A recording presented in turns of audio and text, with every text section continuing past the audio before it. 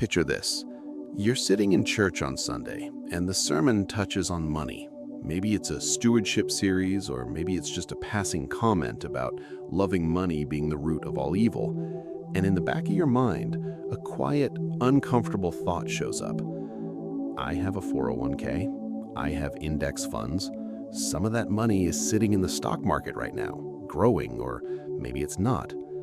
Is that gambling? Am I serving two masters? Should I just pull it all out and put it in a savings account so I can sleep at night? You don't say anything. You just sit there nodding along to the sermon while running a silent, anxious audit of your own brokerage account in your head.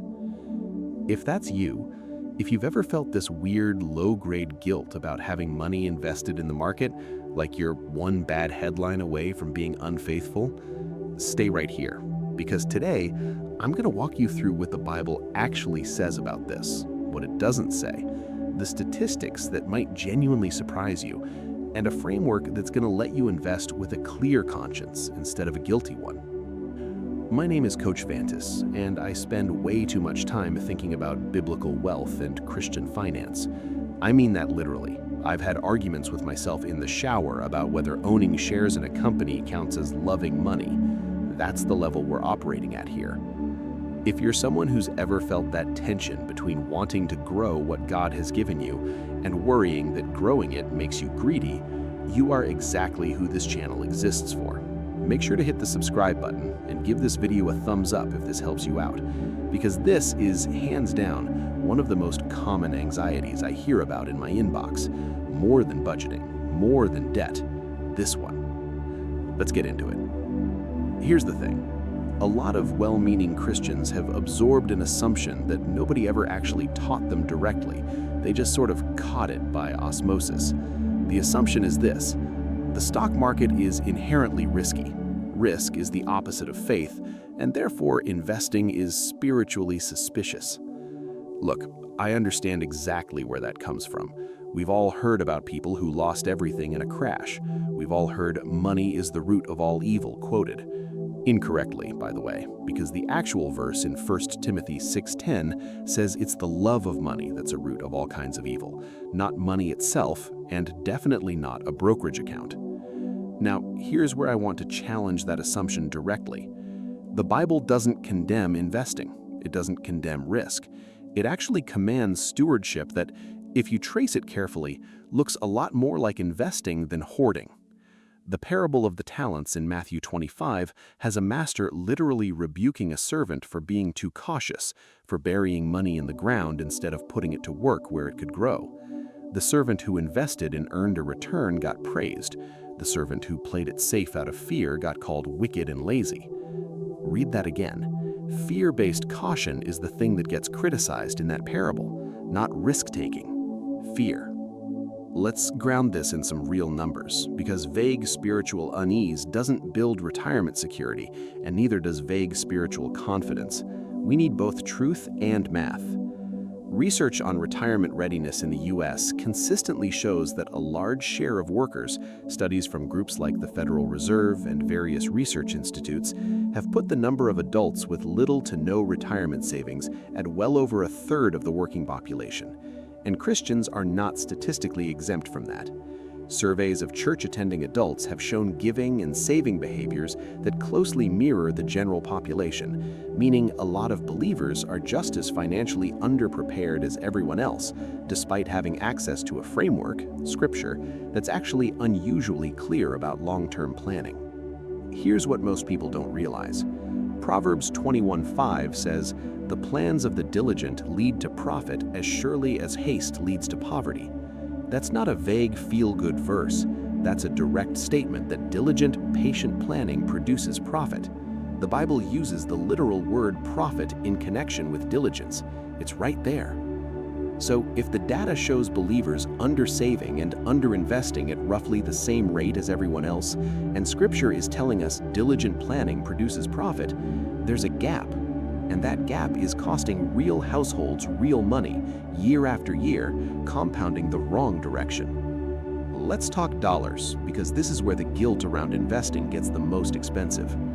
Scenario 1, saving versus investing $300 a month.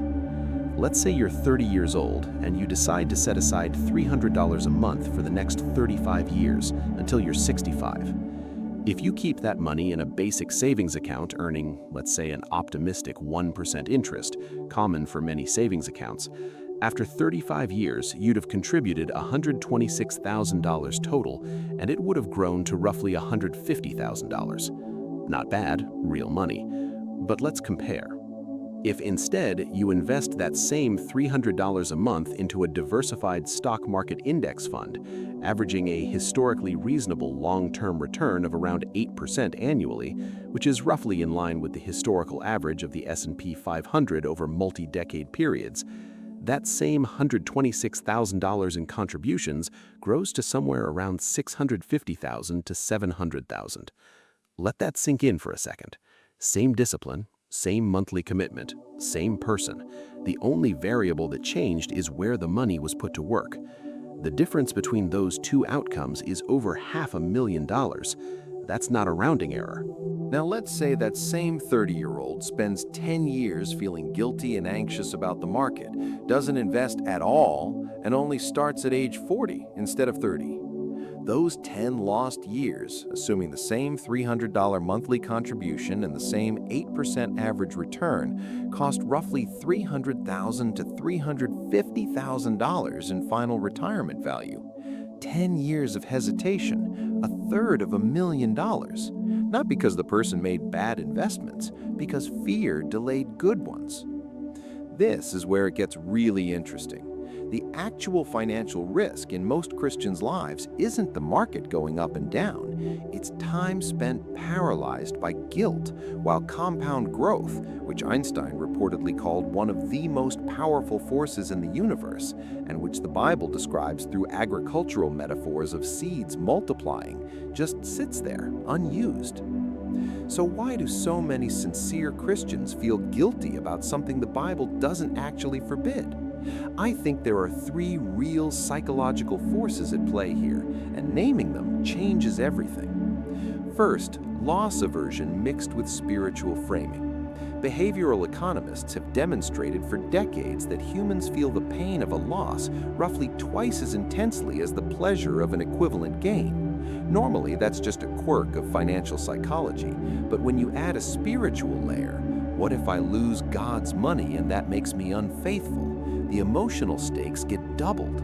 Now a market dip doesn't just feel like a financial setback, it feels like evidence of personal spiritual failure. That's an enormous, unfair weight to put on a normal market fluctuation, and it pushes people toward paralysis disguised as piety. Second, certainty bias. Our brains are wired to crave certainty, even fake certainty, over genuine probability. Cash in a savings account feels certain. The marketplace, with its visible ups and downs, feels uncertain, even though paradoxically, over multi-decade horizons, staying entirely in cash is actually the more certain way to lose purchasing power to inflation.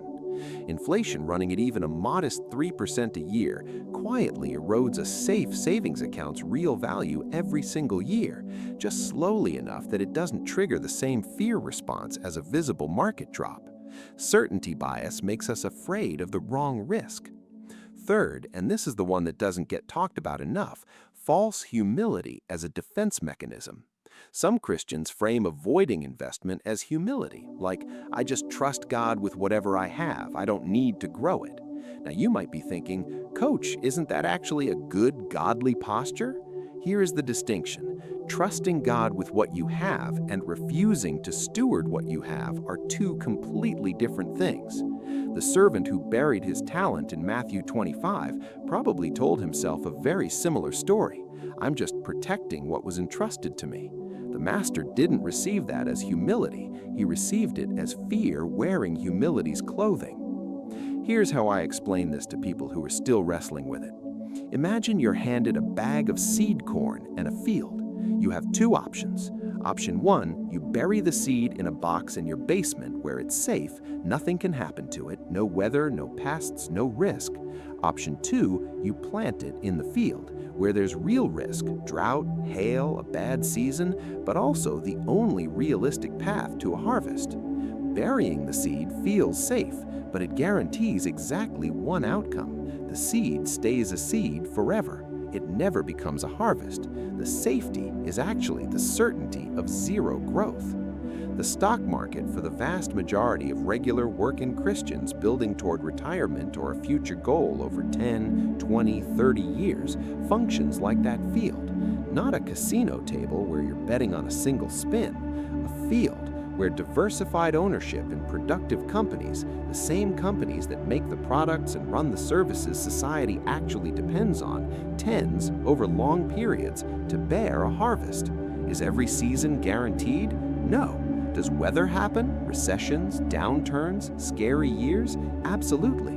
But the field is still the only realistic path to a harvest. The basement guarantees you'll never lose your seed and guarantees you'll never grow it either. So you might be thinking, Coach, isn't the stock market basically gambling? You're betting on companies you don't control. That's a fair concern, and I want to take it seriously instead of brushing past it. Gambling, biblically and practically speaking, typically involves zero-sum, short-term wagers with no underlying productive value.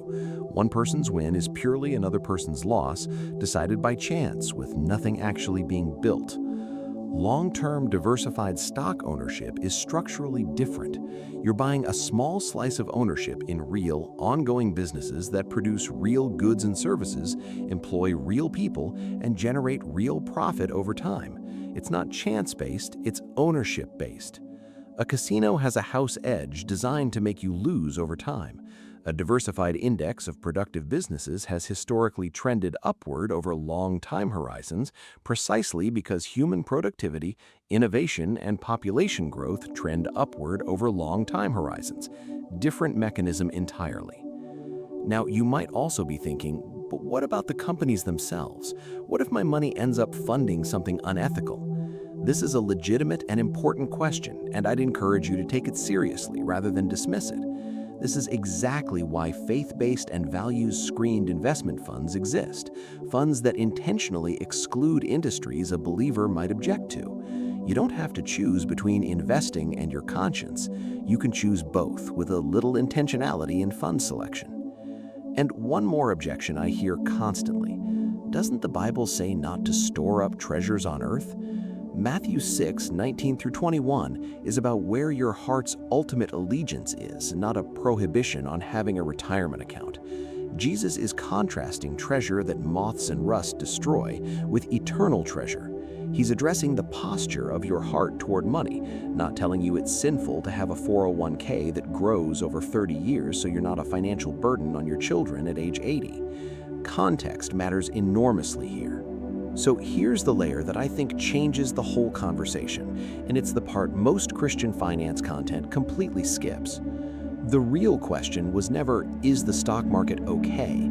The real question is, what is the actual purpose of the wealth you're building? And is fear or faith driving how you steward it? Here's what I mean. I've coached believers who, once they stopped treating investing as a spiritually risky activity and started treating it as faithful stewardship of a field they'd been entrusted with, didn't just change their portfolio, they changed their entire relationship with generosity. Because here's the thing nobody tells you. The people I've seen give the most cheerfully, the most consistently over the longest periods of time are almost always the people who built enough margin through patient, diligent stewardship that giving stopped feeling like sacrifice and started feeling like overflow. That's the surprising insight. Avoiding the market out of spiritual anxiety doesn't actually make you more generous or more godly.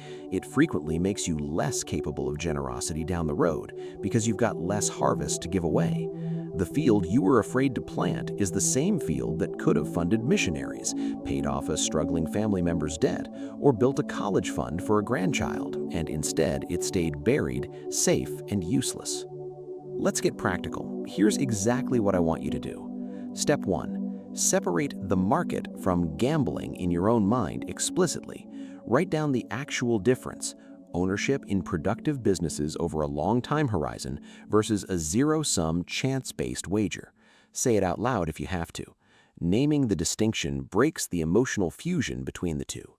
Step 2. Start or increase automatic long-term investing, even small amounts. If your employer offers a 401k match, that's an immediate guaranteed return before the market even does anything. That's free money tied directly to your diligence, exactly the kind of profit from diligence Proverbs 21:5 is describing. Step 3. If ethical concerns about specific companies genuinely bother you, research values-aligned or faith-based fund options. Don't let that concern become an excuse for total inaction. Let it become a filter, not a wall. Step 4. Set a long-term time horizon and write it down. 10 years minimum, ideally 20 or 30 for retirement goals. Short-term market drops feel catastrophic. Long-term ownership of productive businesses has historically recovered and grown. Knowing your time horizon in advance protects you from panic selling during a normal, scary-feeling dip. Step 5. Reframe your goal from growing my money to growing my capacity to be generous. This single mental shift from accumulation for its own sake to accumulation as a tool for future obedience is what keeps investing from quietly becoming an idol while still letting you steward diligently. I want to leave you with a quick story. A guy I coached, I'll call him James, came to me at 38 years old having never invested a single dollar in the market, not out of laziness, out of genuine spiritual conviction that it felt risky and worldly. Every dollar he'd ever saved sat in a checking account, earning almost nothing for 15 years. We didn't argue theology for hours. We just did the math together, the same kind of math I walked you through earlier. When James saw in black and white what 15 years of playing it safe had actually cost him, not in some abstract sense, but in a real number, north of $200,000 in lost growth, something shifted. Not because the math overruled his faith, but because he realized his fear had been mistaken for faithfulness, and once he saw the difference clearly, he couldn't unsee it. 2 years later, James isn't trading recklessly or chasing hot stocks. He's doing exactly what Proverbs describes: diligent, patient, boring, faithful planning. And he told me something I'll never forget. I used to think I was protecting God's money by keeping it safe. Now I realized I was just burying it. Here's the truth I want you to walk away with today. The Bible does not call you to fear the field. It calls you to steward it diligently, plant it wisely, and trust the one who owns the harvest in the first place. Investing isn't the opposite of faith. Burying your seed out of fear is. If this video gave you some clarity, hit subscribe, drop a thumbs up, and tell me in the comments, have you been treating the market like a casino or a field? I want to hear where you're at. Until next time, invest wisely, steward diligently, and let's go build some real biblical wealth together.